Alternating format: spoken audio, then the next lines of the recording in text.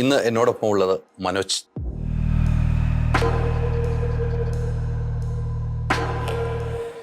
ഞാൻ ആദ്യം ക്യാമറക്ക് മുമ്പിലേക്ക് നിൽക്കുന്നത് ഒരു ഡോക്യുമെന്ററിയില്ല, നായനാരുടെ കഥ. തറവാട് കുടുംബം അതൊക്കെ നശിച്ചു. ഞാനുണ്ടാകുമ്പോൾ ഒന്നുമില്ല, ദാരിദ്ര്യം. തിങ്കളാഴ്ച നിശ്ചയമാണ് എന്നെ ഞാൻ സിനിമ നടന്ന ആളുകൾ തിങ്കളാഴ്ച നിശ്ചയം. ഞാൻ ഒരു 7ാം ക്ലാസ് പഠിക്കുമ്പോൾ അച്ഛൻ്റെ ഹോട്ടലിൽ പൊറോട്ടക്കാരനില്ലാത്തതുകൊണ്ട് ഞാൻ പൊറോട്ട അടിച്ചിട്ടുണ്ട് 7ാം ക്ലാസ്. നമുക്ക് എന്തെങ്കിലും ചെറുതായിട്ട് കഴിച്ചാൽ മതി, ആഡംബരം വേണ്ട. സ്റ്റാർ ഹോട്ടലിൽ പോയി കഴിഞ്ഞാൽ അവിടെ ഓർഡർ ചെയ്യാൻ എനിക്കറിയില്ല. വെളിച്ചപ്പാട് തുള്ളി തുള്ളി വാള് തലക്കട്ടിച്ച് വയറ് ഇളകിയിട്ടാണല്ലോ കുട്ടാളം വിചാരി നോവല് കഴിക്കുന്നത്. ആ വയറ് ഇളകിയിട്ട് ഇങ്ങനെ ചുറ്റോട് ഓടി ഓടി.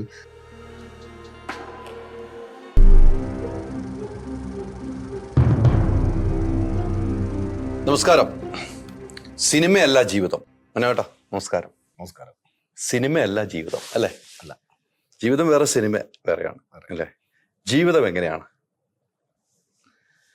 ജീവിതം എന്ന് പറഞ്ഞാൽ എന്താ പറയാ, ജീവിതം ജീവിതമായിട്ട് തന്നെ നിൽക്കും. പക്ഷെ നമ്മള് സിനിമയല്ല ജീവിതം എന്നുള്ള ടൈറ്റിൽ വരുമ്പോൾ ചെറിയൊരു കൺഫ്യൂഷൻ എനിക്കുണ്ട്.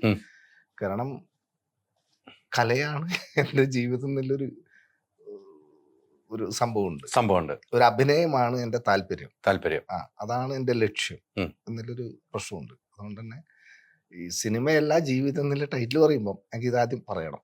തീർച്ചയായിട്ടും അല്ലെ. ഞാൻ ഉദ്ദേശിക്കുന്ന സിനിമയല്ല ജീവിതം എന്ന് പറയും. അഭിനയം ഇപ്പൊ പറഞ്ഞതുപോലെ എന്റെ കലയാണ്, എന്റെ ഉപജീവനമാണ്, എന്റെ അന്നമാണ്. അതെ, അതാണല്ലോ മനോഹരൻ ഉദ്ദേശിച്ചത്. തീർച്ചയായും. അവിടെയുള്ള എന്റെ ടൈറ്റിലിന്റെ പേരിന്റെ ഒരു വ്യത്യാസം പറഞ്ഞാൽ സിനിമയല്ല ജീവിതം. നമ്മൾ അഭിനയിക്കുന്നത് സിനിമയിലാണ്, ജീവിതത്തിൽ നമ്മൾ അഭിനയിക്കുന്നില്ല. ഇല്ല, ഇതാണ് ആ ടൈറ്റിൽ കൊണ്ട് ഞാൻ ഉദ്ദേശിക്കുന്നത്. അതെ.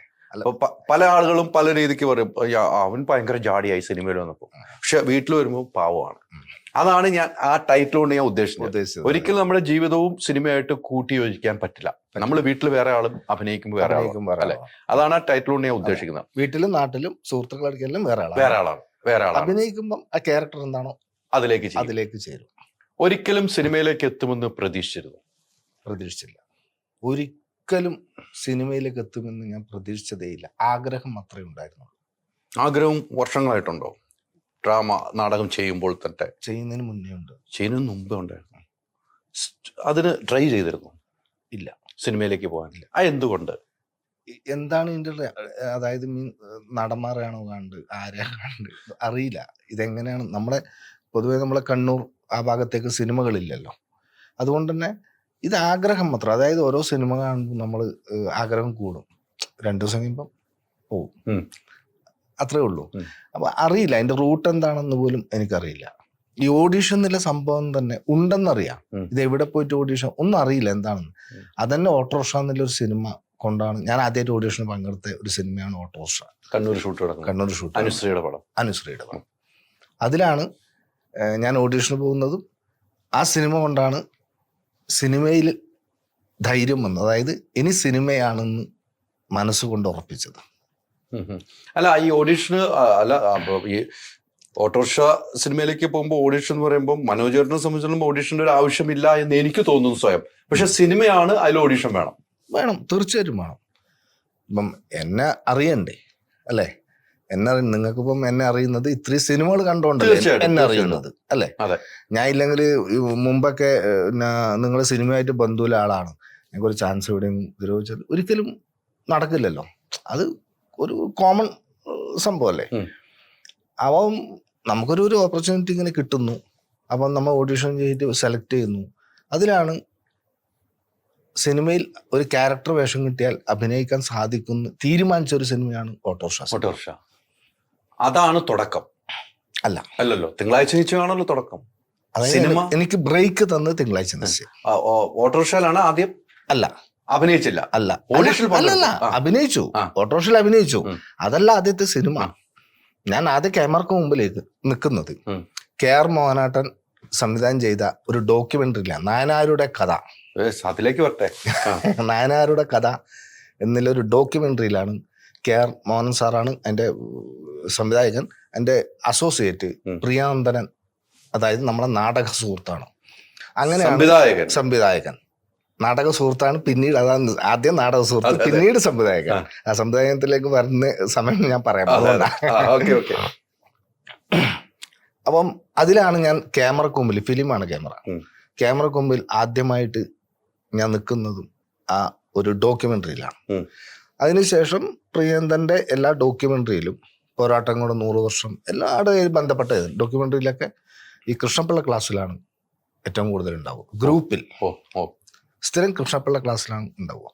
അപ്പം വേറെ ഡോക്യുമെന്ററി എടുക്കുമ്പോൾ പ്രിയൻ എനിക്ക് ഒരു ചെറിയൊരു സ്ഥാനക്കയറ്റം തന്നു, ഒരു വേറെ ചെറിയ വേഷം അതിൽ തന്നു, അങ്ങനെയൊക്കെ ഉണ്ട്. പിന്നെ പ്രിയന്തന്റെ സിനിമയിൽ, നെയ്ത്തുകാരൻ സിനിമയിൽ ഞാൻ ഉണ്ട് എന്ന് പറയാം.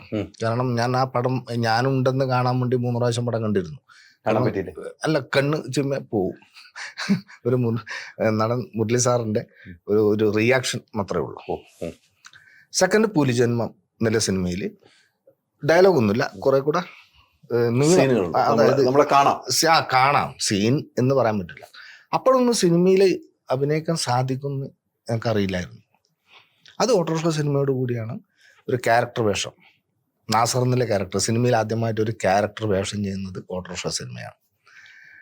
പിന്നീട് എന്താ പറയുക, അത് കഴിഞ്ഞു. പിന്നെ കുറച്ചും കൂടെ ഒരു വർഷം കഴിഞ്ഞപ്പോൾ ഞാൻ ചെയ്യുന്ന ജോലി ഒന്ന് ബ്രേക്ക് ചെയ്താലോ എന്നൊക്കെ തീരുമാനിച്ചു. എന്ത് ജോലിയാണ്? ഞാൻ ഇലക്ട്രിക് പ്ലംബിംഗ് പണിയാണ് മെയിൻ. പിന്നെ എൻ്റെ എക്സ്പീരിയൻസ് കൊണ്ട് ഞാൻ മൊത്തം വീട് പ്ലാൻ വരച്ച്, അതായത് ഞാൻ പഠിച്ചിട്ടല്ല, എഞ്ചിനീയർ ഒന്നും അല്ല, പ്ലാൻ വരച്ച് എൻ്റെ ഇന്റീരിയർ ഡിസൈൻ ഒക്കെ വരച്ച് മൊത്തം ഒരു വീട് ചെയ്തു കൊടുക്കുന്ന ഒരവസ്ഥയിലേക്ക് കോൺട്രാക്ട് പോലെ. അപ്പം ശരിക്കും അതിന് നല്ല വരുമാനം കിട്ടാൻ തുടങ്ങുമ്പോഴാണ് ഞാനത് വരുമാനം കിട്ടി തുടങ്ങി. ആദ്യമൊന്നും അങ്ങനെ വരുന്നില്ല. ഇല്ല അങ്ങനെ ഒരു വരുമാനം കിട്ടി തുടങ്ങുമ്പോൾ ഞാൻ ചെറിയ ഭയം. കാരണം മനുഷ്യന്റെ അവസ്ഥയല്ലേ, നമുക്ക് മന്ത്ലി ഇത്ര വരുമാനം കിട്ടുന്നുണ്ടെങ്കിൽ അന്നാ ഇത് മതിയായിരിക്കുമല്ലോ. ലക്ഷ്യം അതല്ലല്ലോ, പോവുമല്ലോ. അപ്പൊ എന്ന് വെച്ചാൽ അതായത് പൈസ കുറച്ച് കൂടുമ്പോഴാണല്ലോ നമ്മൾക്ക് പിന്നെ അത് കൂട്ടാനില്ല. അങ്ങനെയല്ല, മനുഷ്യന്മാരെ സ്വാഭാവികം. ഞാൻ പണിയൊറ്റ ബ്രേക്ക് ചെയ്ത് സിനിമക്ക് വേണ്ടി പക്ഷെ ടാർഗറ്റ് ഇട്ടു, 5 വർഷം ടാർഗറ്റ് ഇട്ടു. അങ്ങനെയാണ് ഒരു തീരുമാനം എടുത്തു. അതിനുശേഷമാണ് ആൻഡ്രോയിഡ് കുഞ്ഞപ്പിൽ അഭിനയിക്കുന്ന ചെറിയ വേഷം. അപ്പം ഞാൻ പിന്നെ തിങ്കളാഴ്ച നിശ്ചയമാണ് എന്നെ സിനിമയിലേക്ക് ആളുകൾ കണ്ടത്. തിങ്കളാഴ്ച നിശ്ചയമാണ്. ഈ ബ്രേക്ക് ചെയ്തപ്പോ നമ്മള് ജോലി ബ്രേക്ക് ചെയ്തല്ലോ, വീട്ടിലപ്പം എന്ത് പറഞ്ഞു? വീട്ടില് ഞാൻ തീരുമാനിച്ചു. ഞാൻ വൈഫോട് ആണ് പറഞ്ഞത്, ഇങ്ങനെ ഒരു തീരുമാനം എനിക്കുണ്ട്, എന്താണ് എൻ്റെ അഭിപ്രായം ചോദിച്ചു. കാരണം അവർ നോ പറഞ്ഞു കഴിഞ്ഞാൽ ഒരിക്കലും അത് ബ്രേക്ക് ചെയ്യാൻ ഞാൻ നിൽക്കില്ല. അപ്പോൾ നിന്റെ താല്പര്യം അഭിനയമാണ്, അപ്പൊ അത് ചെയ്തു, അന്ന് തെറ്റ്. പിന്നെ എന്താ വേണ്ടത്, വീട്ടില് ജീവിക്കാനുള്ള പൈസ വേണം അല്ലേ. ഞാൻ അതിനു വേണ്ടിയിട്ട് ചെറിയൊരു പൈസയൊക്കെ സ്വരൂപിച്ചിട്ടാണ് തീരുമാനിക്കുന്നത്. ചെറിയ ഒരു വർഷമൊക്കെ മുന്നോട്ട് പോയാലും വലിയ പ്രശ്നമില്ലാന്ന്. എങ്ങനെ പോയാൽ റേഷനരിയും കുറച്ച് പയറും നമ്മളെ സ്ഥലത്തുണ്ടാവുന്ന കുറച്ച് മുളകും ഉണ്ടെങ്കിൽ ഒരു ഫാമിലിക്ക് 1500 രൂപ മതി ജീവിക്കാൻ. ഒറ്റ ധൈര്യമാണ്. അതിനുള്ളത് സമ്പാദിച്ചു. ഒരു വർഷത്തേക്ക് സമ്പാദ്യം എന്ന് പറയാൻ പറ്റില്ല, അതിനുള്ള മാറ്റി വെച്ചു. പക്ഷെ എനിക്ക് പേരലായിട്ട് ഇപ്പുറം കുറച്ച് ബാധ്യത ഉണ്ടായിരുന്നു. അത് രണ്ടാണല്ലോ, അത് തൊടില്ല. ആ ബാധ്യത തൽക്കാലം വെച്ചിട്ട് ഇങ്ങനെ തീരുമാനം എടുത്തു. ആ തീരുമാനം ഇവിടെ ഇരിക്കുന്നു. ഇവിടെ വരെ എത്തിച്ചു. ഒത്തിരി കഷ്ടപ്പെട്ടിട്ടുണ്ടോ? ഇല്ല. സാമ്പത്തികമായിട്ട് ബുദ്ധിമുട്ടുകൾ അനുഭവിച്ചിട്ടുണ്ടോ? ചെറുപ്പത്തിലൊക്കെ നല്ല കുറച്ച് ദാരിദ്ര്യമൊക്കെ ഉണ്ടായിരുന്നു. നല്ല ദാരിദ്ര്യം ഉണ്ടായിരുന്നു. എങ്ങനെയായിരുന്നു ചെറുപ്പത്തിലുള്ള ജീവിതം? ചെറുപ്പത്തിലുള്ള ജീവിതം എന്താ പറയാ, നമ്മളൊരു കൂടുതൽ പറയണ്ട, കുറച്ച് വലിയ ഒരു തറവാടും അങ്ങനെ വലിയൊരു സാമ്പത്തിക ഉള്ളൊരു കുടുംബമായിരുന്നു. തറവാട് കുടുംബമായിരുന്നു. അതൊക്കെ ഞാനുണ്ടാകുമ്പോൾ ഒന്നുമില്ല, ദാരിദ്ര്യമാണ്, നല്ല ദാരിദ്ര്യമാണ്. അപ്പം നമ്മുടെ ഓർമ്മ വെക്കുമ്പോൾ അച്ഛനൊക്കെ ഉണ്ടല്ലോ. ആ പിന്നെ അച്ഛൻ ഈ അമ്മ അടുത്ത കാലത്താണ് പോയത്. അതിന്റെ മുന്നേ ഒരു 5 വർഷം മുന്നേ അച്ഛൻ മരിച്ചു. അപ്പൊ ഞാൻ പറഞ്ഞു വന്നത് ആ സമയത്ത് അച്ഛനും അമ്മയൊക്കെ ഉണ്ട്. നമ്മൾ വരുമ്പോൾ നമുക്കാണല്ലോ ഈ ദാരിദ്ര്യം അനുഭവിച്ചത്. നല്ല ആഡംബരത്തോടു കൂടി ജീവിച്ച ജമ്മി തറവാട് എന്നൊക്കെ നമുക്ക് പറയാവുന്ന രീതിക്കായിരുന്നല്ലോ അന്ന് ആ തറവാടൊക്കെ. അത് ഇല്ലാതെയാവുന്നു. പല തറവാടുകളും കേട്ടുകളില്ല, നമുക്കറിയില്ല. അതൊക്കെ അച്ഛൻ പറഞ്ഞിട്ടുണ്ടോ കഥകള്? അച്ഛനല്ല, അമ്മ പറഞ്ഞിട്ടുണ്ട്. അല്ല, അമ്മ പറഞ്ഞിട്ടാ. അതായത് അമ്മ നമ്മളെ എല്ലാ ബന്ധുക്കളെല്ലാം വീടിന്റെ അടുത്ത്. അപ്പൊ അവര് പഴയ കാലം പറയും. പിന്നെ ഞങ്ങൾക്ക് ദേഷ്യം വരും. നമ്മൾ ഈ പഴയ കാലം പറഞ്ഞ് ഇങ്ങോട്ട് വരണം. അവര് അറിയാലോ, അവരതിൽ ജീവിച്ചു വന്ന ആളാണ്. അപ്പൊ അവർക്ക് അതിന്റെ ഒരു ആഠ്യത്തരും കാര്യങ്ങളൊക്കെ ഉണ്ടാവും. അല്ലെ, അവിടുന്ന് പിന്നീട് ഒരു പച്ച പിടിച്ചു വരുന്നുണ്ടല്ലോ നമ്മള്. നമ്മളായിട്ടാണല്ലോ പച്ച പിടിച്ചു വരുന്നത്. നിങ്ങൾ എത്ര പേരാണ്? 4 പേരാ. 4 പേര്. എന്റെ മൂത്ത ജ്യേഷ്ഠൻ പ്രൊഫഷണൽ നാടക ഡയറക്ടറും നടനും ഇപ്പൊ സീരിയൽ നടനാണ്. പയ്യന്നൂർ മുരളി. അറിയോ? പിന്നെ ഓക്കെ, പയ്യന്നൂർ മുരളിയാണ്. അറിയില്ലായിരുന്നു. മുരളിച്ചേട്ടന്റെ അനുജനാണ്. രണ്ടാമത് ചേച്ചി, മൂന്നാമത് ഞാൻ, നാലാമത് എന്റെ അനിയൻ. 4 പേരാണ്. 4 പേര്. അനിയൻ എന്ത് ചെയ്യുന്നു? അനിയൻ നാടകത്തിലേക്ക് ചേട്ടന്റെ കൂടെ ഉണ്ടായിരുന്നു. ഇപ്പം നാട്ടിലൊരു സൂപ്പർ മാർക്കറ്റ് പോലെ നടത്തി. ചേച്ചി ഹൗസ് വൈഫാണ്. ചേച്ചിയുടെ കല്യാണം കഴിച്ചു. പിന്നെ കല്യാണം കഴിഞ്ഞ് 2 മക്കള്. ചേച്ചിയുടെ കല്യാണം കഴിയുമ്പം നമ്മളൊരു കുടുംബ ഭാരത്തിലേക്ക് വരുന്നുണ്ടല്ലോ. അച്ഛനായിട്ടുണ്ട്? ഇല്ല. ആ സമയമൊന്നും നമ്മളൊരു കുടുംബ ഭാരം നമ്മുടെ തലയിലേക്ക് ഒന്നും പറ്റില്ല. ഈ ദാരിദ്ര്യം അനുഭവിച്ചു എന്ന് പറഞ്ഞാൽ നമ്മള് ഈ ഒരു ഇല്ലായ്മയിൽ നിന്നും നമ്മളെല്ലാം അനുഭവിച്ചു. അതെ, ഇല്ലായ്മയിൽ നിന്ന് എല്ലാം അനുഭവിച്ചു. എന്താണ് ജീവിതം എന്ന് ശരിക്കും പഠിപ്പിച്ചു. പിന്നെ തീർച്ചയായും അല്ലെ, നമുക്ക് ഏറ്റവും കൂടുതൽ വിഷമം വന്നേക്കണ ഏത് സമയത്തായിരിക്കും? ആ സമയങ്ങൾ. ഇല്ല, എനിക്ക് വിഷമം ഉണ്ടായെന്ന് പറയാൻ പറ്റില്ല. കാരണം എൻ്റെ അമ്മ എപ്പം എന്ത് ദാരിദ്ര്യത്തിലും വിഷമിച്ച് കണ്ടിട്ടാണ്. അതായത് എന്ത് വിഷമമുണ്ടെങ്കിലും 2 ആള് വീട്ടിൽ വരുമ്പോൾ തമാശ പറഞ്ഞ് ചിരിച്ച് അങ്ങനെയാണ് കണ്ടത്. അതുകൊണ്ട് തന്നെ ജീവിതത്തിൽ ഏത് ഘട്ടത്തിലാണ് നിങ്ങൾക്ക് വിഷമമുണ്ടായത് എന്ന് ചോദിച്ചാൽ അതിന് ഉത്തരം പറയാൻ പറ്റില്ല. കാരണം ഞങ്ങൾക്ക് ഓർമ്മയില്ല അങ്ങനത്തെ ഒരു വിഷമ കാലഘട്ടം ഉണ്ടായിരുന്നു എന്ന് എനിക്ക് ഓർമ്മയില്ല. അമ്മയാണ് പോസിറ്റീവ് ആവുന്നത്. നല്ല പോസിറ്റീവ് അല്ലേ? ഇപ്പോഴങ്ങനല്ലേ? ഞാൻ അതായത് അന്ന് അച്ഛൻ്റെ വീട്ടിൽ താമസം ഉണ്ടായിരുന്നു. ഞാൻ തിരിച്ച് ഇങ്ങോട്ട്. അപ്പം എനിക്ക് എന്താ പറയാ, അവിടെയും ചില്ലറ പ്രശ്നങ്ങളാണ്. അപ്പൊ അവിടെ കുറെ താമസിക്കും, പിന്നീട് ഇവിടെ താമസിക്കും. അങ്ങനെയൊക്കെയാണ് ഞാൻ മുന്നോട്ട് പോയത്. അപ്പൊ അമ്മയുടെ ഒരു പോസിറ്റീവ് അത് നമ്മുടെ ജീവിതത്തിൽ വലിയ എന്താണ് പറയാ പ്രചോദനമായി, നമുക്കൊരു ഉണർവായി. നമുക്ക് എന്ത് ദാരിദ്ര്യം അല്ലെങ്കിൽ നമ്മൾ ഒരു നേരം കഴിച്ചില്ലെങ്കിൽ പോലും നമുക്ക് എന്നും ചിരിച്ച് സ്വീകരിക്കാനുള്ള മനസ്സ് കിട്ടി. പിന്നെ അല്ലേ, ഈ പട്ടിണി കിടക്കേണ്ടതായി അങ്ങനെ സാഹചര്യമൊക്കെ ഉണ്ടായോ? ഇല്ല, പട്ടിണി എന്ന് പറയാൻ പറ്റില്ല അതിന്. കാരണം നമുക്കിപ്പോ ഓർമ്മയുണ്ട്, ഞാൻ ചെറുപ്പത്തില് നമുക്ക് ബെസ്റ്റ് കുട്ടികളല്ലേ, അപ്പൊ അമ്മ എന്തെങ്കിലും കാരണമായിട്ട് നല്ലോണം അട്ടിക്കും. അപ്പൊ കരഞ്ഞു കിടക്കും അല്ലേ. അന്നേരം നമ്മ ഭക്ഷണത്തൊന്നും ഉണ്ടാവില്ല. ഒരു പക്ഷെ ഞാൻ അതുകൊണ്ടായിരിക്കില്ല, ഞാൻ പിന്നീട് കാലങ്ങൾക്ക് ശേഷം ഞാൻ വിചാരിക്കുന്നു അന്നങ്ങനെ അടിച്ചിട്ടുണ്ടാവുക ഭക്ഷണം ഇല്ലാത്തതുകൊണ്ടായിരിക്കുമല്ലേ എന്ന് ഞാൻ വിചാരിച്ചു. ഭക്ഷണം ഇല്ലാത്തതുകൊണ്ട് ഒരു ദാരിദ്ര്യം അങ്ങനെ വലിയ പ്രശ്നങ്ങളല്ല പറയുന്നത്, ഉണ്ടായത് അങ്ങനെ ആയിരിക്കുമല്ലേ എന്ന് ഞാൻ പിന്നീട് വിചാരിച്ചു. അതുകൊണ്ടാകണം എന്നില്ല. അങ്ങനെ ചിന്തിക്കാൻ കാരണം എന്താണ്? അമ്മ എന്നെ അടിച്ച് നമ്മൾ ഉറങ്ങി പോകുന്നു പിന്നീട് ചിന്തിച്ചു എന്ന് പറഞ്ഞില്ല. അങ്ങനെ ചിന്തിക്കാൻ എന്താണ് കാരണം ഉണ്ടായത്? ചിന്തിക്കാൻ കാരണം എന്താ പറഞ്ഞാ, ഏറ്റവും കൂടുതൽ അട്ടി കിട്ടിയ എൻ്റെ ചേട്ടനെയാണ്, അമ്മേരെ അടുക്കുന്നത്. അപ്പം അത് ശരിക്കും എന്നെ കാട്ടിയും പ്രശ്നങ്ങളുണ്ടായിരുന്നു ചേട്ടന്. അപ്പോ അതൊക്കെ അങ്ങനെ അടി കൊടുക്കുമ്പം അങ്ങനെ ആയിരിക്കില്ലേ എന്ന് വിചാരിക്കുന്ന സംഭവമില്ലേ. നീയല്ലേ ഇപ്പൊ കഴിച്ചത്, അങ്ങനെ ഇങ്ങനെ മറ്റേ എന്തൊക്കെ അങ്ങനെല്ലാം പറയുമല്ലോ. അതൊക്കെയായിരുന്നു എൻ്റെ വിഷയം എന്ന് പറയുന്നത്. അത് അല്ല, നമ്മള് ചിന്തിച്ചതും തെറ്റല്ല. ഞാൻ ചിന്തിക്കാൻ പറ്റുള്ളൂ. ഹോട്ടല് ആണ്. ഹോട്ടൽ എന്ന് പറഞ്ഞാൽ സ്വന്തമായിട്ടല്ല, ഈ വാടകക്ക് ഇതെല്ലാം എടുത്തിട്ടുള്ള ഹോട്ടലാണ്. അപ്പം നമ്മൾ പലപ്പോഴും അച്ഛൻ്റെ ഹോട്ടലിൽ ആണ് നമ്മൾ ഫാമിലി താമസിച്ചത്. അങ്ങനെ ഒരു അനുഭവം ഉണ്ട്. അങ്ങനെ ഞാൻ ഒരു 7ാം ക്ലാസ് പഠിക്കുമ്പോൾ അച്ഛൻ്റെ ഹോട്ടല് പൊറോട്ടക്കാരനില്ലാത്തതുകൊണ്ട് അച്ഛൻ 10 കിലോന്റെ മൈദ കുഴച്ചിട്ട് ഞാൻ പൊറോട്ട അടിച്ചിട്ടുണ്ട് 7ാം ക്ലാസ് പഠിക്കും. അതായത് അച്ഛൻ അടിക്കും, ഞാൻ ചെയ്യാ പറഞ്ഞുകൊണ്ട്. ഞാൻ അന്ന് ഹോട്ടലിൽ സപ്ലൈ ചെയ്തിട്ടുണ്ട്, ചായ കൂട്ടി കൊടുത്തിട്ടുണ്ട്, ഒക്കെ ചെയ്തിട്ടുണ്ട്. പൊറോട്ട അടിച്ചു. ആ പൊറോട്ട അടിച്ച ഒരു ഓർമ്മ ഉണ്ട് എനിക്ക്. അപ്പൊ അച്ഛൻ പൊറോട്ട ഒക്കെ അടിക്കോ? അച്ഛൻ എല്ലാ പണിയും അറിയാം. അപ്പൊ ഈ പൊറോട്ട അടിക്കാൻ കണ്ടുപിടിച്ചതാണോ? ഞാൻ കണ്ടുപിടിച്ചതാണ്. കടയിൽ നിൽക്കുമ്പോ അവിടെ നിൽക്കുമ്പം അവരെ കൂടെ ഇങ്ങനെ നിൽക്കുമല്ലോ, അങ്ങനെ കണ്ടുപിടിച്ചതാണ്. അപ്പൊ ഹോട്ടൽ ഉണ്ടായിരുന്നോണ്ട് ഭക്ഷണം എപ്പോഴും എന്തും കഴിക്കാമായിരുന്നു.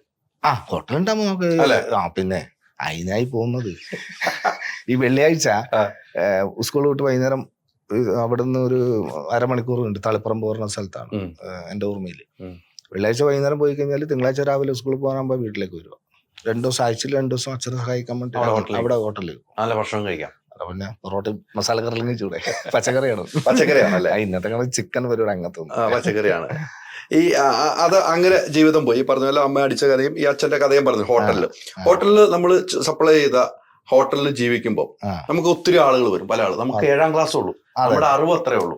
ഇവർക്ക് എന്ത് ഭക്ഷണം കൊടുക്കണമെന്ന് നമുക്കല്ല, അവർ ചോദിക്കുന്നത് നമ്മൾ കൊടുക്കുന്നു. അവിടെ എന്തെങ്കിലും ഇഷ്യൂസ് ഓർമ്മയിലുണ്ടോ? ഞാനിപ്പോ ചായ കുടിക്കാൻ എനിക്ക് കൊണ്ടുവരും, ഇതിലും മധുരം ഇല്ലല്ലോ, അല്ലെ ഇത് എന്താണ് കറി, അങ്ങനെയൊക്കെ ചോദിച്ചാൽ എന്തെങ്കിലും ഇഷ്യൂസ് ഓർമ്മയുണ്ടോ? നമ്മൾ ഇൻസൾട്ട് ചെയ്യണ പോലെ? ഇല്ല, എനിക്ക് അങ്ങനെ ഇൻസൾട്ടിങ് ആയി ഒന്നും തോന്നിയതൊന്നുമില്ല. അപ്പൊ അച്ഛനോട് പറയും, ഈ ഗൗളി കണക്കത്തെ ചെക്കനാണോ ഈ ഇത്രയും പ്ലേറ്റ് എടുത്തിട്ട് സപ്ലൈ ചെയ്യുന്നത് ചിലവർ പറയും.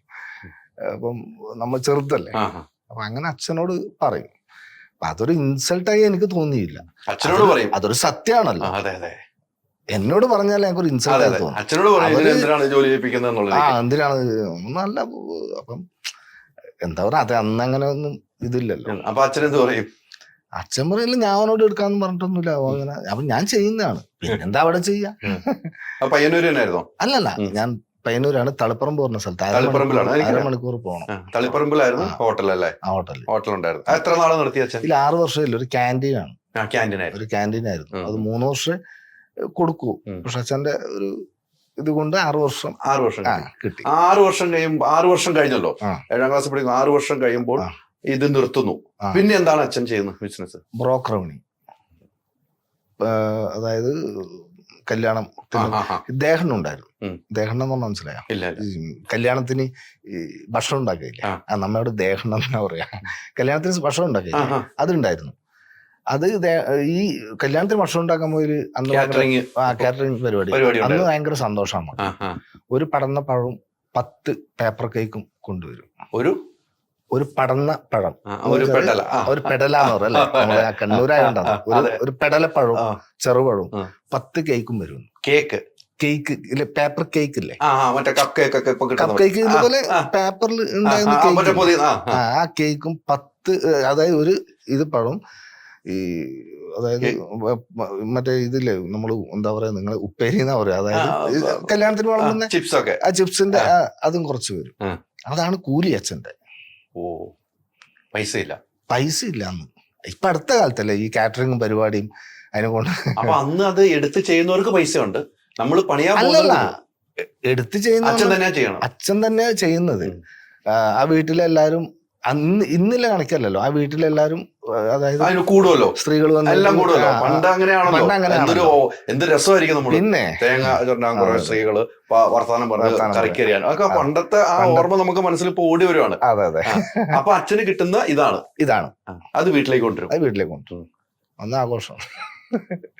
പക്ഷെ എന്നൊക്കെ നമ്മള് അത്ര ദാരിദ്ര്യം ഉണ്ടായില്ല കേട്ടോ. ഈ പറയുന്നതൊക്കെ ചെറുപ്പത്തിലുണ്ടായി അത്ര ഉണ്ടായില്ല. ഭക്ഷണം കഴിക്കാനും പോയിട്ടുണ്ടായിരുന്നു. അതെ.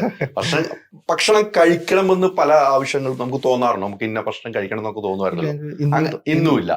ഞാൻ ശ്രദ്ധിച്ചിട്ടുണ്ട്. ഞാൻ ഇന്നും തോന്നാറില്ല. നമുക്ക് എന്തെങ്കിലും കഴിച്ചാൽ, നമുക്ക് എന്തെങ്കിലും ചെറുതായിട്ട് കഴിച്ചാൽ മതി, ആഡംബരം വേണ്ട, ഒന്നുമില്ല. ഞങ്ങൾക്ക് അറിയില്ല. ഒരു സ്റ്റാർ ഹോട്ടലിൽ പോയി കഴിഞ്ഞാൽ അവിടെ ഓർഡർ ചെയ്യാൻ എനിക്കറിയില്ല. എനിക്ക് അത്ര പേരുകൾ അറിയില്ല. അങ്ങനെ ഒരു നമുക്ക് അങ്ങനത്തെ ഒരു അനുഭവം ഉണ്ടായില്ല.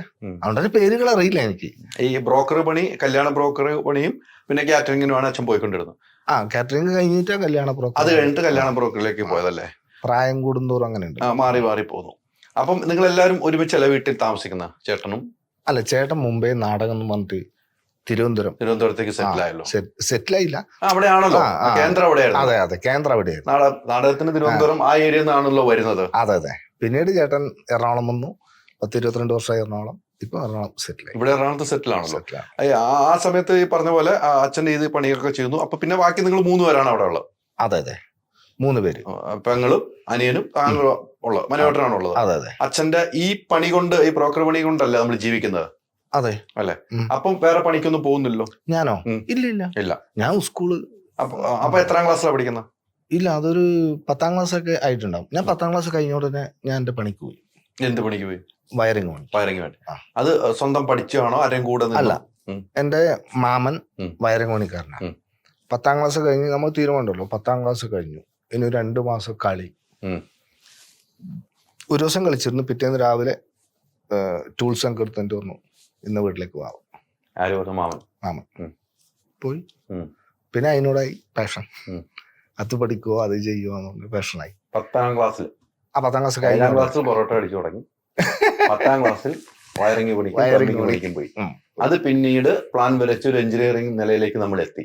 നമ്മുടെ അധ്വാനം കൊണ്ട്, നമുക്ക് ജീവിക്കണം എന്നുള്ള ആഗ്രഹം കൊണ്ട് അല്ല, അതിനോടൊരു പാഷൻ കൊണ്ട്. നമുക്ക് അധ്വാനം കൊണ്ട് സമ്പാദ്യത്തിന് വേണ്ടിയിട്ടല്ല, ഒന്നുമല്ല. അല്ല, അതിനോടൊരു പാഷൻ കൊണ്ടാണ്. അതുകൊണ്ടായിരുന്നു.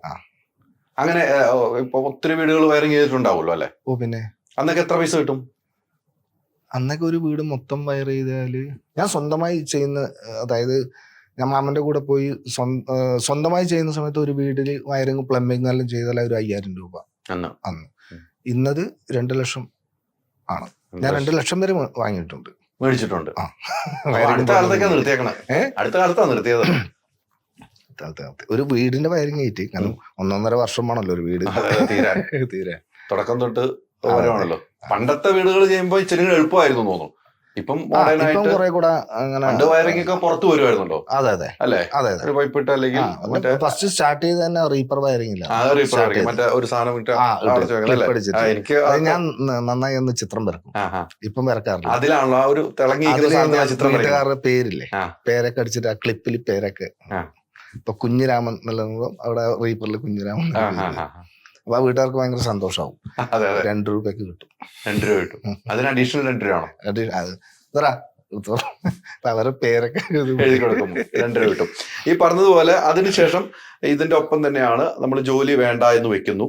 വൈഫിന്റെ അടുത്ത് പറയുന്നു റേഷനറിയും പയറും നമുക്ക് കിട്ടുന്ന സാധനമായിട്ട് നമുക്ക് ജീവിക്കാം, അതിനുള്ള മാത്രം മാറ്റിവെച്ച് വേറെ ബാധ്യതയൊക്കെ സൈഡിലുണ്ടോ എന്നും പറഞ്ഞു. അതെ. നാടകത്തിലേക്ക് ഇറങ്ങുന്നത് എങ്ങനെയാണ്? ഞാൻ വയറിംഗ് പ്ലംബിംഗ് പണിയെടുത്ത്. അപ്പം ഈ ഞാൻ പറഞ്ഞ അഭിനയം മോഹം ചെറുപ്പത്തിലേ ഉണ്ട്, അത് ഉള്ളിൽ മാത്രമാണ്. അങ്ങനെ നമ്മളെ നാട്ടിലെ ഒരു ക്ലബ്ബ് ഒരു നാടകം എടുക്കുന്നു. അപ്പൊ അതിൽ ഞാൻ പോകുന്ന സമയത്ത് നീ ഏതായാലും വയറിംഗ് ആണെന്നില്ലേ, നീ ലൈറ്റ് ചെയ്തോന്നുണ്ട്. അന്നൂർ ബാബു, ബാബു അന്നൂർ ഒരു സിനിമ നടനാണ്. എത്രയോ സിനിമ, 40 സിനിമ, 40-50. അനൂപ് ബാബു. ബാബു അന്നൂർ. കേളു നാടകമൊക്കെ കളിച്ച്, മനസ്സിലായില്ലേ? അനൂപ് ബാബു. ബാബോട്ടനാണ് എന്നെ നാടകത്തിലേക്ക് കൊണ്ടുപോകുന്നത്. നീ ലൈറ്റ് ചെയ്തു പോകും. അങ്ങനെ ലൈറ്റ് ചെയ്യാൻ എന്നെ പഠിപ്പിക്കുകയും ഡിമ്മർ മുമ്പ് അതാണല്ലോ, ഡിമ്മറിലും വെച്ചിട്ട് ലൈറ്റ് ചെയ്യാൻ പോയിട്ടുണ്ടല്ലേ. ഇപ്പൊ നല്ല സുഖ ലൈറ്റ് ചെയ്യാൻ, ചാനലൊക്കെ ആയിട്ട്. ഞാൻ പണ്ട് സൗണ്ട് സിസ്റ്റം നടത്തിയിട്ടുണ്ട്. ഞാൻ ജോലിക്ക് നിന്നിട്ടുണ്ട് എന്റെ പഠിക്കുന്ന കാലത്ത്. അതല്ലേ, നമുക്ക് ഒരു സൈഡ് പൈസ കിട്ടാൻ വേണ്ടി. അപ്പം ഞാൻ അവിടെ നിന്ന് RC സൗണ്ട് എന്ന് പറയുന്ന എന്റെ നാട്ടിൽ തൊടുപുഴയിലാണ്. അവിടെ TV VCR റിപ്പയറിംഗ് പഠിക്കുമ്പോൾ അവർക്ക് സൗണ്ടും ഉണ്ട്. RC സൗണ്ട് ഫേമസ് ആണ് തൊടുപുഴയില്, എന്റെ നാട്ടില്. അപ്പൊ ഞാൻ ഈ സ്കൂൾ ആനിവേഴ്സറിക്കൊക്കെ ലൈറ്റ് അടിക്കാൻ പോകും. അതിങ്ങനെ കറക്കി വിടുന്ന ലൈറ്റ് ആണല്ലോ. അപ്പൊ നമ്മൾ ഈ ഡാൻസ് സ്കൂളുകളൊക്കെ പോകുമ്പോൾ നമുക്ക് വലിയ ഇഷ്ടമാണ്. സ്കൂളിലൊക്കെ നമ്മൾ പഠിക്കുന്ന സമയത്ത് തന്നെ പോകുന്നത്. നമ്മൾ കറക്കി വിടുക. പിന്നെ ഡിമ്മർ 2 സൈഡിലും വെച്ച് ലൈറ്റ് വിടുക. അതാണ് ഞാൻ ഡിമ്മറിന്റെ കാര്യം പെട്ടത്. പിന്നെ സ്വിച്ചുകളാണല്ലോ അന്ന്. അതെ, സ്വിച്ച് ഉണ്ടാകുന്ന കളി മൊത്തം. അങ്ങനെ നാടകത്തിന് പോയി ലൈറ്റ് ചെയ്തു. പിന്നെ അതിനോടൊരു പാഷൻ വല്ലാണ്ട് കയറി. അപ്പൊ ജോലി ഞാൻ ചെയ്തുകൊണ്ടിരിക്കുന്ന പണി കുറച്ച് ഇങ്ങനെ സൈഡ് മറ്റേ അതിനോട് പാഷൻ കൂടി. അങ്ങനെ എന്നിട്ട് ഞാൻ വിവാഹമൊന്നും കഴിച്ചല്ലോ കേട്ടോ. ലൈറ്റ് ചെയ്തു. പിന്നെ ലൈറ്റ് ഡിസൈൻ ചെയ്യാൻ തുടങ്ങി. പിന്നീട് ആ തരത്തിൽ പോയി. പിന്നെ നമ്മള് അന്നൂർ നാടക വീട് എന്ന് പറഞ്ഞ ബാബോട്ടന്റെ നേതൃത്വത്തിൽ ഒരു നാടക വീട് ഒരു നാടകം തുടങ്ങി. പ്രേമലേഖൻ ബഷീറിന്റെ. അത് ചെയ്യാനാണ് പ്രിയൻ വരുന്നത്. അതായത് പ്രിയൻ വല്ലച്ചിറ എന്ന് പറഞ്ഞ ആള് വരുന്നത്. ഇവിടെ എത്തിയിട്ട് ആണ് പ്രിയനന്ദൻ ആവുന്നത്. നോട്ടീസിൽ പേര് വരുമ്പോൾ മനസ്സിലായി. നാടക വീടിന്റെ പ്രേമലേഖനം കളിക്കുമ്പോഴാണ് നോട്ടീസിൽ ദീപ വിധാനം മനോജ് കെ യു നോട്ടീസാണല്ലോ. ആ നോട്ടീസ് ഇന്നും ഞാൻ എൻ്റെ വീട്ടിലുണ്ട്. ആ നോട്ടീസ് ഇന്നും എൻ്റെ വീട്ടിലുണ്ട്. അതിലാണ് ഫസ്റ്റ് എന്താ പറയാ ദൈവവിധാനം എഴുതുമല്ലോ. ആ ദൈവവിധാനം നാടകത്തിനാണ്. അല്ലെ അതിൽ എഴുതും. ആ നാടകത്തിന്റെ ഇത് പോസ്റ്റർ എഴുതും ദൈവവിധാനം മനോജ് കെ യു. അങ്ങനെ നാടക വീട് തുടങ്ങുകയും അതിന്റെ ലൈറ്റുകൾ ചെയ്തു. മറ്റ് പുറത്തും പോവും, ക്യാമ്പസ് നാടകത്തിനൊക്കെ ലൈറ്റ് ഡിസൈൻ ചെയ്യാൻ പോകും. അങ്ങനെയൊക്കെ ആയി. പിന്നെ ചേട്ടന്റെ പ്രൊഫഷണൽ നാടകത്തിന് അങ്ങനെ പോകും, അതിന്റെ ഡിസൈൻ ചെയ്യും. അങ്ങനെയൊക്കെ ഭയങ്കര പാഷനായി. ജോലിയും നാടകവും കൊണ്ടു നടക്കും. അങ്ങനെ ഇരിക്കുമ്പോഴാണ് ഒരു സാമുവൽ ബെക്കറ്റിന്റെ വെയിറ്റിംഗ് ഫോർ ഗോദോ എന്ന് പറഞ്ഞ നാടകം ഞാനും എൻ്റെ സുഹൃത്ത് CK സുനിലും രാജേഷ് കാർത്തി എന്ന് പറഞ്ഞ എടുക്കുന്നത്. നമ്മൾ നാടകം എടുക്കാൻ തീരുമാനിക്കുന്നത്. അങ്ങനെ S സുനിൽ എന്ന് പറഞ്ഞ സംവിധായകനെ നമ്മൾ വിളിക്കുകയും ഡ്രാമ സ്കൂളിൽ പഠിച്ച് റിഹേഴ്സൽ ചെയ്യുകയും ഉത്തരമേഖല അമേച്ചർ നാടക മത്സരത്തിന് കളിക്കേണ്ട 7 ദിവസം മുന്നേ രാജേഷും സുനിലുമാണ് അഭിനയിക്കുന്നത്. രാജേഷിന് ഒരു പനി വന്നിട്ട് കളിക്കാൻ പറ്റാതെ പോയി. 7 ദിവസം കൊണ്ട് 2 പേജ് ഡയലോഗൊക്കെ ഉള്ള സാധനം സുനിൽ നിർബന്ധിച്ചിട്ടാണ് നീ ഇതിൽ അഭിനയിക്കും പറഞ്ഞു. പിന്നെ അഭിനയം തുടങ്ങി. ഉത്തരമേഖല അമേച്ചർ നാടക മത്സരത്തിന് കളിച്ചു. ഏറ്റവും നല്ല നടന്റെ സമ്മാനം എന്നൊക്കെ വന്നോടുകൂടാ ഞാൻ നടനുമാണല്ലേ എന്ന് തീരുമാനിച്ചു. പിന്നീട് സുവീരന്റെ ആയുസിന്റെ പുസ്തകം ഞാൻ നാടകത്തിന് കുറച്ചേ അഭിനയിച്ചുള്ളൂ. സുവീരന്റെ ആയുസിന്റെ പുസ്തകം നാടകം, പിന്നെ ഫിഡൽ കാസ്ട്രോന്റെ നാടകം. ഫിഡൽ കാസ്ട്രോ റൗൾ കാസ്ട്രോ ആയിട്ടാണ് ഞാൻ അഭിനയിച്ചത്. ഏറ്റവും ഫേമസ് ആയിരുന്നു. അതെ, നാടകം. പിന്നെ നാട്ടിലെ പാട്ട് ഒക്കെ കഴിഞ്ഞിട്ടാണ് ഖസാക്കിന്റെ ഇതിഹാസം നാടകത്തിൽ അഭിനയിക്കുന്നത്. അവിടെയാണ് ഏറ്റവും ബ്രേക്ക് കിട്ടുന്നത്. അവിടെയാണ് ഞാൻ അഭിനയത്തിന് മറ്റൊരു തലം. ഒരു പക്ഷേ ഇന്ന് ഞാൻ സിനിമയിൽ പല ചോദ്യങ്ങളുണ്ടായിരുന്നു ഇന്റർവ്യൂവിൽ. ഈ നാടകം കളിക്കുന്ന സിനിമയും രണ്ടും രണ്ടല്ലേ എന്നുള്ള ചോദ്യങ്ങളുണ്ടായിരുന്നു. അതിന് ഉത്തരം ഞാൻ രണ്ടും രണ്ടാണ്. പക്ഷെ ഖസാക്കിന്റെ ഇതിഹാസം നാടകത്തിൽ ഏതാണ്ട് ഒരു സിനിമയിൽ അഭിനയിക്കുന്ന ഒരു നാച്ചുറൽ അഭിനയമാണ് ദീപൻ ശിവരാമന് വേണ്ടത്. അപ്പം അതിൻ്റെ പ്രോസസ്സിലൂടെ കടന്നു പോകുമ്പം ഒരുപാട് അറിവുകൾ വന്നിട്ടുണ്ട്. ഒരു പക്ഷെ അതായിരിക്കും ഇന്ന് സിനിമയിൽ പറയുന്ന നാച്ചുറൽ എന്ന് പറയാൻ കാരണം എന്ന് വിശ്വസിക്കുന്നു. ആ സമയത്തൊക്കെ അച്ഛൻ ഈ നാടകത്തിലൊക്കെ പോകുമ്പം അച്ഛൻ എന്താ പറയാറ്? ഇല്ല, എനിക്ക് വീട്ടിൽ മുമ്പേ വലിയ പ്രശ്നങ്ങളൊന്നും. അല്ല, നാടകത്തിന് പോകുമ്പോ ഒന്നും പറയില്ല. അമ്മയും പറയില്ല. അങ്ങനെയൊന്നുമില്ല. ഒന്നുമില്ല. ആ ഈ അഭിനയിച്ചു വെച്ച നാടകത്തില് നമ്മുടെ മനസ്സിൽ ഇമോഷനൊക്കെ ആ സമയത്ത് സ്റ്റേജിൽ കാണുന്ന ഇമോഷനും സിനിമയുടെ അഭിനയം രണ്ടാന്ന് ഞാൻ എപ്പോഴും പറയും. പക്ഷെ അങ്ങനെ ഒരു ഇമോഷൻ സീൻ ചെയ്തേക്കണ ഏതാണ്? നാടകത്തിലാണ്. നാടകത്തിനെന്തോ നാടകത്തിനകത്ത് അങ്ങനെ ഒരു ഇമോഷൻ സീൻ ചെയ്തിരിക്കുന്നത് ഞാൻ പറഞ്ഞു. ഞാൻ ഒരു 5 നാടകത്തിലേ അഭിനയിച്ചുള്ളൂ. ഞങ്ങൾക്കൊന്ന് ഖസാക്കിൻ ഇതിഹാസത്തിൽ കുട്ടാടൻ പൂശാരിയുടെ ഒരു മരണമുണ്ട്. അവിടെയാണ് ആ ഹൈ ഇമോഷനിൽ ഞാൻ അഭിനയിച്ചതെന്ന് തോന്നുന്നു. അതിന് മുന്നേ അങ്ങനെ ഒരു ഇമോഷൻ ഒരു സംഭവം ഉണ്ടായില്ല. അത് ഓർക്കുന്നുണ്ടോ? ഏതോ ഇപ്പൊ പറഞ്ഞ നമ്മളിപ്പം ഖസാക്കിൻ ഇതിഹാസം കളിച്ചോണ്ടിരിക്കും. അതിന്റെ ഡയലോഗ് പറയൂ. ഡയലോഗോ? അയ്യോ, അങ്ങനെ ഡയലോഗ് ഇല്ല അവിടെ. ഇമോഷൻ ഡയലോഗ് ഇല്ല. അതായത് ഇയാള് വെളിച്ചപ്പാട് തുള്ളി തുള്ളി വാള് തലക്കട്ടിച്ച് തലയൊക്കെ പൊട്ടി അങ്ങനത്തെ ഒരു സീക്വൻസിൽ അവസാനം ഇയാള് ഈ വയറ് ഇളകിയിട്ടാണല്ലോ കുട്ടാടൻ പൂശാരി നോവല് കളിക്കുന്നത്. ആ വയറ് ഇളകിയിട്ട് ഇങ്ങനെ ചുറ്റോട് ഓടി സ്റ്റേജിലല്ല നാടകം കണ്ടില്ലല്ലോ? ഓ, സ്റ്റേജിലല്ല നാടകം. 3.25 മണിക്കൂർ നാടകമുണ്ട്. അരീന തിയേറ്ററാണ്. നടുക്ക് നാടകം, ഗാലറിയിലാണ് ജനങ്ങള്. ചുറ്റും ഗാലറി ജനങ്ങള്. ടിക്കറ്റ് ചാർജ് 2000, 5000, 10,000 ഒക്കെയാണ് ടിക്കറ്റ് ചാർജ്. വലിയ ക്യാൻവാസിലെ നാടക, മണ്ണിലാണ് കളിക്കുന്നത്. അത് വേറെ എക്സ്പീരിയൻസ് ആണ് നാടകം, കാണുന്നവർക്കും നമ്മൾ കളിച്ചവർക്കും. അങ്ങനെ അവിടുന്ന് നാഡി ഞരമ്പുകൾ പൊട്ടി കുട്ടാടൻ പൂശാരി മരിച്ചു എന്നാണ് നോവലിൽ ഉള്ളത്. അത് കുട്ടാടൻ പൂശാരി ഗോപാലകൃഷ്ണൻ രണ്ടും കൂടി ക്ലബ് ആയിട്ടാണ് സംഭവം ചെയ്തത് നാടകം ചെയ്യുമ്പോൾ. അങ്ങനെ നാഡി ഞരമ്പുകൾ പൊട്ടി മരിക്കണമെങ്കിൽ എന്ത് വേണം? ഹൈ ഇമോഷനിലേക്ക് നമ്മൾ പോകണം. അങ്ങനെയാണ് ആ ഒരു സംഭവം. അത് നാഡി ഞരമ്പുകൾ പൊട്ടിയെന്ന് എൻ്റെ മുഖത്ത് കാണാനുണ്ട് എന്ന് കാഴ്ചക്കാർ പലരും പറഞ്ഞിട്ടുണ്ട്.